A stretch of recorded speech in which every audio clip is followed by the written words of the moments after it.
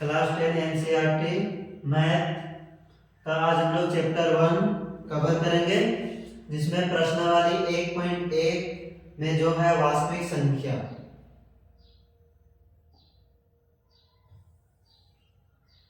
वास्तविक संख्या जो कि हम लोग का क्लास 10 का पहला चैप्टर है, वास्तविक संख्या। इसमें सबसे पहले हम लोग देखेंगे इसका परिचय, उदाहरण, उसके बाद सभी प्रश्नों का एक एक हल करते जाएंगे, ठीक ना। तो सबसे पहले जानते हैं परिचय में वास्तविक संख्या होता क्या है, ठीक ना। वास्तविक संख्या होता क्या है, वास्तविक संख्या में कौन कौन सी संख्या सम्मिलित है वो जानते हैं।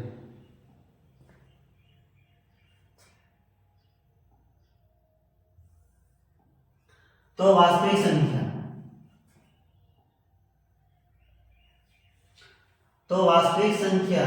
वास्तविक संख्या में परिमेय संख्या और अपरिमेय संख्या। तो वास्तविक संख्या में जो है वो परिमेय संख्या और अपरिमेय संख्याओं के समूह को ही वास्तविक संख्या कहा गया है। क्या बोले, वास्तविक संख्या जो है यानी जिसको बोलते हैं रियल नंबर।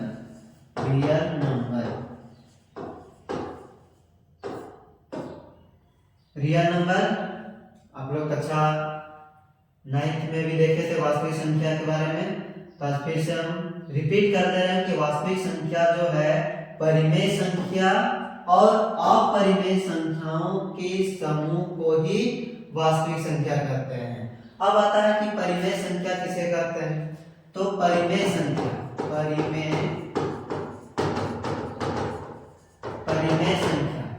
तो परिमेय संख्या वैसे संख्या जिसे P बाय Q के रूप में लिख सकते हैं, जहां P और Q क्या हो, पूर्णांक हो। क्या बोले, वैसे परिमेय संख्या जिसे P बाय Q के रूप में लिख सकते हैं और जहां P और Q क्या होना चाहिए, पूर्णांक होना चाहिए। यानी Q इक्वल टू नॉट 0, मतलब Q इक्वल टू नॉट 0 का मतलब हुआ कभी भी परिमेय संख्या में जो हर है वो 0 नहीं हो सकता है, ठीक ना। तो ये परिमेय संख्या है। अब आता है अपरिमेय संख्या। तो अपरिमेय संख्या वैसे संख्या है जिसे P बाय Q के रूप में नहीं लिख सकते हैं। फॉर एग्जाम्पल √2, √3, पाई, ये सब जो संख्या है वो अपरिमेय संख्या आता है। अब परिमेय संख्या में प्राकृतिक संख्या यानी नेचुरल नंबर। तो प्राकृतिक संख्या यानी गिनती की संख्या 1, 2, 3, 4, ये जो संख्याएं हैं ये डॉट ये अनंत तक जाएगा, ठीक ना। प्राकृतिक संख्या यानी गिनती की संख्या यानी गणना की संख्या को प्राकृतिक संख्या बोलेंगे। अब आता है पूर्ण संख्या, जिसको होल नंबर बोला जाता है। पूर्ण संख्या यानी प्राकृतिक संख्या में 0 के सम्मिलित संख्याओं को ही पूर्ण संख्या कहा गया। 0, 1, 2, 3, 4 ये अनंत तक जाएगा। क्या बोले, प्राकृतिक संख्या 1 से स्टार्ट हो रहा, पूर्ण संख्या में भी 1 से हो रहा, बट उससे पहले 0 इंक्लूड हो जा रहा है। पूर्ण संख्या में 0 भी सम्मिलित होगा। तो अगर 0 सम्मिलित हो गया तो वो पूर्ण संख्या हो जाएगा, ठीक ना। तो 0 से शुरू होने वाली संख्याएं जो है वो पूर्ण संख्या है। अब आता है पूर्णांक संख्या। पूर्णांक यानी इंटीजर्स, पूर्णांक संख्या धनात्मक तथा ऋणात्मक, और ऋणात्मक प्लस माइनस, धनात्मक तथा ऋणात्मक संख्याओं के समूह को ही पूर्णांक संख्या कहते हैं। जो कि यहाँ पे एरो से दर्शाया गया है कि ये ऋणात्मक पूर्णांक संख्या में भी होता है और ये धनात्मक पूर्णांक संख्या में होता है। तो ये वास्तविक संख्या जो है वो पूरा जो है, अगर क्वेश्चन है वास्तविक संख्या क्या है, तो परिमेय तथा अपरिमेय संख्याओं के समूह को ही वास्तविक संख्या बोलेंगे। क्वेश्चन आ गया कि क्या परिमेय संख्या वास्तविक संख्या होती है। अब सही है, सिंपल सा कि अगर ये कॉन्सेप्ट को माइंड में, ये डायग्राम को माइंड में रखेंगे तो जितना भी ऑब्जेक्टिव क्वेश्चन है सब इजीली बन जाएगा। सभी परिमेय संख्या वास्तविक संख्या होगा, सभी अपरिमेय संख्या भी वास्तविक संख्या होगा। उसी तरह परिमेय संख्या में प्राकृतिक संख्या, पूर्ण संख्या या पूर्णांक संख्या। अगर पूछ दिया कि क्या दो परिमेय संख्या है, हाँ, क्योंकि परिमेय संख्या में प्राकृतिक संख्या भी आ रहा है, पूर्ण संख्या भी आ रहा है, पूर्णांक संख्या आ रहा है। ये तीनों जो है प्राकृतिक, पूर्ण और पूर्णांक, ये सब परिमेय संख्या के कैटेगरी में आएगा। अब हम लोग वास्तविक संख्या से आगे इस लेसन में जो है यूक्लिड विभाजन प्रेमिका के बारे में जानेंगे और यूक्लिड विभाजन एल्गोरिथम।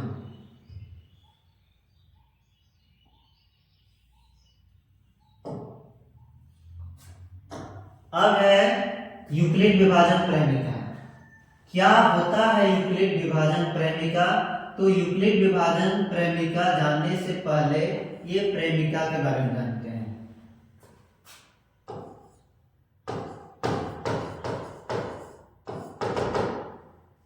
या एक सिद्ध या हुआ कथन है जो अन्य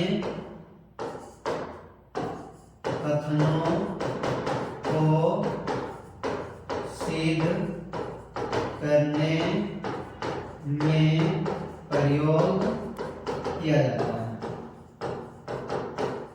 जाता है। तो प्रेमिका में यह एक सिद्ध किया हुआ कथन है जो अन्य कथनों को सिद्ध करने में इसका प्रयोग किया जाता है। कैसे?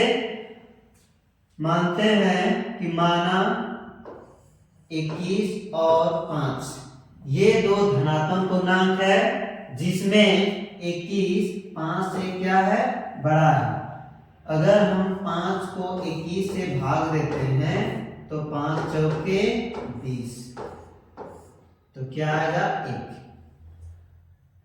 अब जो शेषफल है,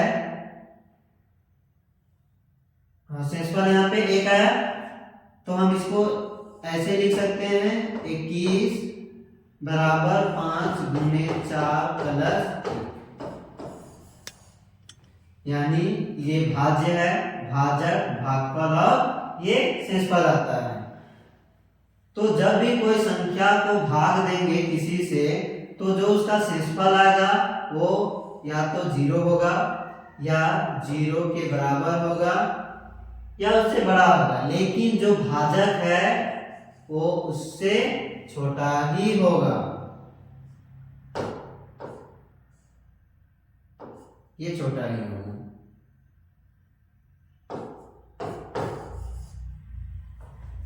हमेशा जो शेषफल है वो 0 होगा या 0 से बड़ा होगा, लेकिन जो भाजक है उससे हमेशा छोटा ही होगा।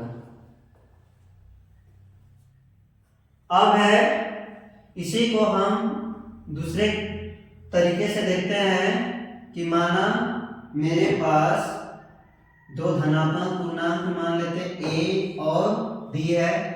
a और जो b है वो दो धनात्मक पूर्णांक है, जिसमें a क्या है, b से बड़ा है। तो b को a से भाग देते हैं, तो b को a से भाग देंगे तो कोई भागफल q आएगा, कोई शेषफल r आएगा।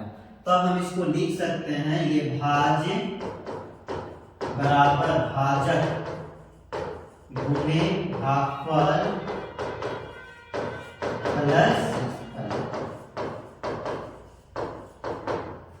भाज्य क्या है, a, भाजक क्या है, b, और भागफल क्या है, q, प्लस शेषफल क्या है, r। ये जो संख्या है a बराबर b क्यू प्लस r, यही यूक्लिड विभाजन प्रेमिका है जो अन्य कथनों को सिद्ध करने के लिए प्रयोग किया जाता है। ये हमेशा याद रखना, ऑब्जेक्टिव क्वेश्चन में पूछा जाता है कि ये यूक्लिड विभाजन प्रेमिका का सूत्र इनमें से कौन है। तो a बराबर b क्यू प्लस r, जहां जो शेषफल है या 0 होगा, 0 के बराबर या उससे बड़ा होगा, लेकिन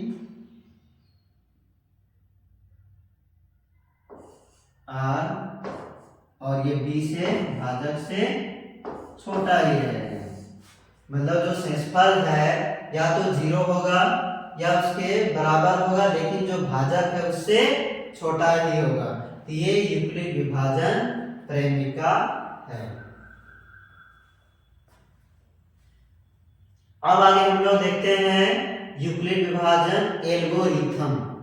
यूक्लिड विभाजन एल्गोरिथम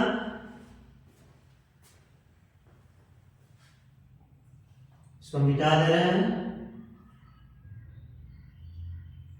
ये मेरा आ गया यूक्लिड विभाजन एल्गोरिथम, जिसको कलन विधि भी बोला जाता है। अब है यूक्लिड विभाजन एल्गोरिथम क्या है।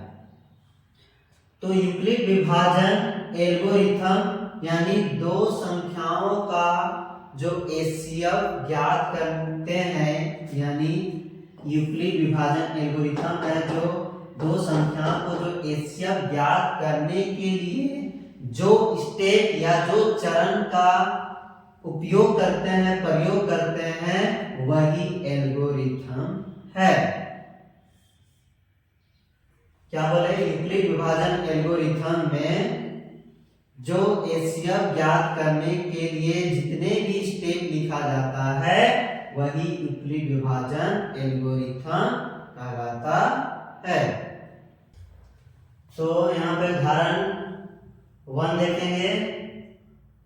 4052 और 12576 का एचसीएफ यूक्लिड विभाजन एल्गोरिथम का प्रयोग करके याद करना है।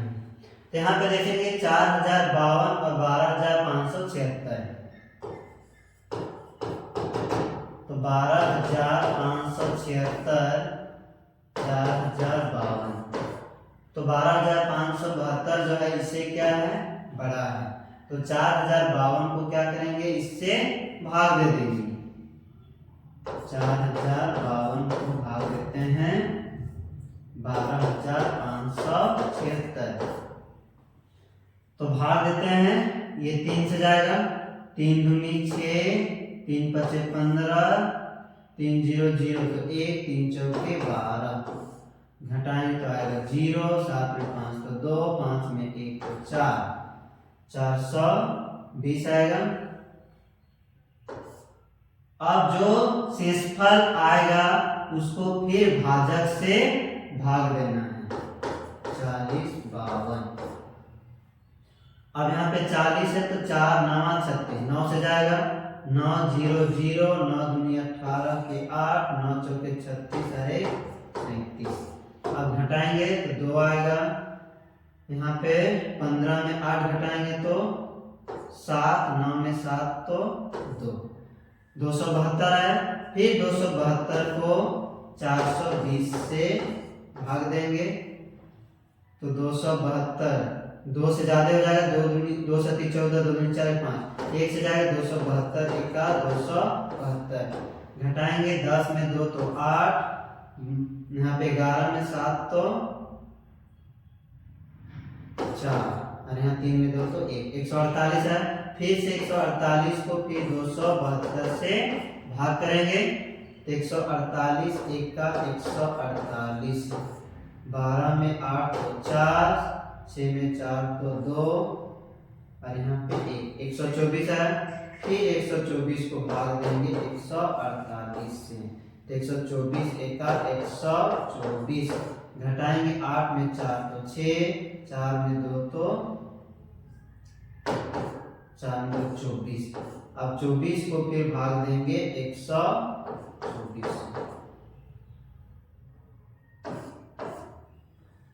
तो 24 को भाग देंगे तो 5 से, 5 चौके 20, 5 में 10 12, आएगा कितना 4। अब 4 को भाग देंगे 24 से, तो 4 6 24, ये मेरा शेषफल 0 आया।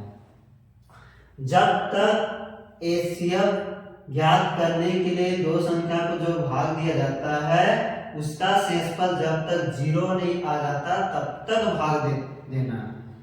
अब उसका जो भाग देने में जो जो स्टेप यूज हुआ है उसको हम यहाँ पे लिखेंगे। लिखते हैं यूक्लिड विभाजन एल्गोरिथम से क्या है, भाज्य बराबर भाजक गुणे भागफल प्लस शेषफल। अब इसका चरण जो है, पहला स्टेप लिखेंगे चरण 1 में। यहाँ भाज्य क्या था, 12,576 बराबर भाजक क्या था, ये 4052 गुणे भागफल था 3 प्लस शेषफल आया 420। अब यहाँ पे शेषफल क्या है, 0 नहीं आया था ना, तब यहाँ पे लिख सकते हैं क्योंकि r नॉट इक्वल टू 0। दूसरा स्टेप में भाज्य क्या है, 4052 बराबर भाजक क्या है 420 गुणे भागफल क्या है 9 प्लस शेषफल जो आया मेरा वो 272 है। फिर से यहाँ 0 नहीं आया था तो यहाँ पे लिखेंगे r equal to not 0। Third step है, अवर है ये भाज्य कितना है 420 गुणे भाजक क्या है 272 गुणे भागफल क्या है 1 प्लस शेषफल है 140। यहाँ भी नहीं आया था क्योंकि r नॉट 0, r यानी रिमाइंडर यानी शेषफल। अब है ये 148 भाज्य है, 148 भाजक क्या है 124 गुणे भागफल क्या है 1 है प्लस शेषफल जो आया था वो 24।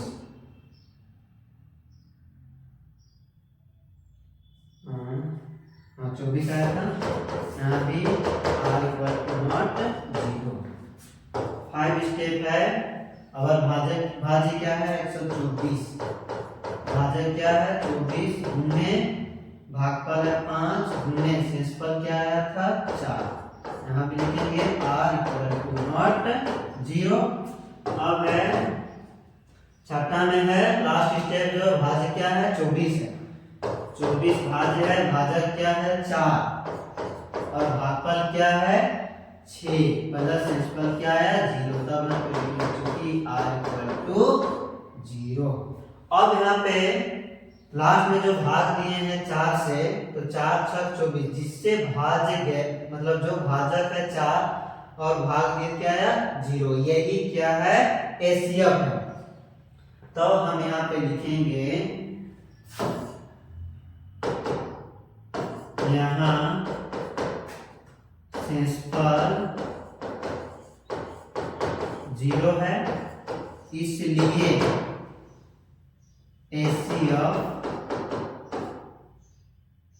4052 और 12,576 का एचसीएफ है कितना, ये 4। ये 4 मतलब ये आंसर है। तो ये मेरा यूक्लिड विभाजन एल्गोरिथम का है। तो एक बार रिपीट कर देते हैं कि किस तरह से आया। तो पहला था 4052 को 12,576 से का एचसीएफ निकालना है यूक्लिड विभाजन एल्गोरिथम से। अब है तो यहाँ पर हम लिखे 12,576 जो है वो 4052 से क्या है बड़ा है। तो यूक्लिड विभाजन एल्गोरिथम से जो कि हम लोग को हल करना है, तो उसका जो सूत्र होता है वो भाज्य बराबर भाजक गुणे भागफल प्लस शेषफल, मतलब भाग विधि से क्या कर विभाजन का मतलब वही हुआ। अब है तो 12,576 को 4052 से क्या किए भाग दिए, तो भाग दिए तो 3 बार में आया, तो 4052 को 3 से गुना के कितना आया, घटाया तो क्या आया 420 आया। तो यहाँ पे हम लिखे भाज्य 12,576 भाजक ये है, भागफल 3 है, शेषफल क्या है 420। यहाँ पे लिखे चूंकि r इक्वल टू नॉट 0। ऐसे सबको स्टेप बाय स्टेप जो शेषफल आते गया उसको भाजक से भाग करते जाना जब तक सिंपल 0 आ नहीं जाता है। तो ये इस तरह से लास्ट में जो स्टेप से भाग कंप्लीट जाएगा वही उस संख्या का यानी 4052 और 12576 का क्या है, HCF है। ये मेरा उदाहरण का क्वेश्चन नंबर 1 कंप्लीट हुआ। आज के लिए इतना ही। कल हम लोग एक्सरसाइज 1.1 का क्वेश्चन हल करेंगे।